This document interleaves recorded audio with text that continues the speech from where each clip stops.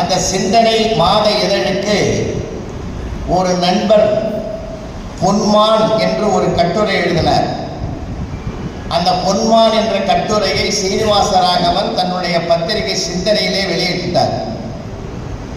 இதை படித்த ஒரு ஆள் அவர் கடிதம் எழுதினார் சீனிவாச ராகவனுக்கு. இந்த பொன்மான் என்ற கட்டுரையை பல வருஷத்துக்கு முந்தி நான் தான் எழுதினேன், அது யாரோ தாம் பேரில் உங்ககிட்ட கொடுத்துட்டாங்க, இதுக்கு உரிமை உடையவன் நான் தான் சொல்லி அவருக்கு பதில் கடிதம் எழுதிட்டார். அடுத்த இதழில் சீனிவாச ராகவன் என்னமா பதில் சொன்னார் தெரியுங்களா? பொன்மான் ராகவனை ஏமாற்றியது புதியதல்லவே அப்படின்னு பதில் கொடுத்தார். எப்படி? பொன்மான் ராகவனை ஏமாற்றியது புதியதல்லவேன்னு அந்த கம்பனையும் தன்னையும் ஒப்பிட்டு பேசின இலக்கிய அழகு இருக்க அந்த ரசனையாளர்களுக்கு அது ரொம்ப ஆனந்தமாக இருந்தது. தமிழை பேசுவதற்கும் தமிழை கேட்பதற்குமான ஒரு அற்புதமான ஒரு பெருமை இருந்தது. இன்றைக்கும் மதுரைக்கு ஒரு தமிழ் அழகு இல்லையா? மதுரை மண்டலன்று பேசுகிற அழகு. திருநெல்வேலி தூத்துக்குடினாக்கா அது ஒரு தமிழ் அழகு. கோவை என்றாலே அது ஒரு கொங்கு தமிழ், ஒரு அழகு. ஆனால் அத்தனையும் கலந்தது தான் சென்னை தமிழ். அது அழகோ அழகு. நக்கீரன் வளர்த்த நற்றமிழி சென்னை தமிழன் கிஸ்துக்குனே போனான்னு ஒருத்தன் எழுதலாம்.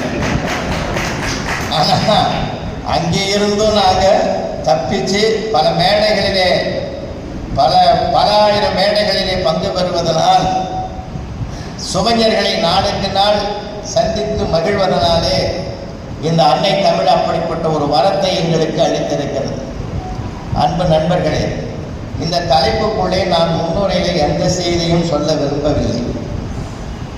ஏன்னா ஒரு பையனையோ ஒரு பெண்ணையோ உருவாக்கி உலகத்துக்கு தருவது மிகப்பெரிய பொறுப்பு.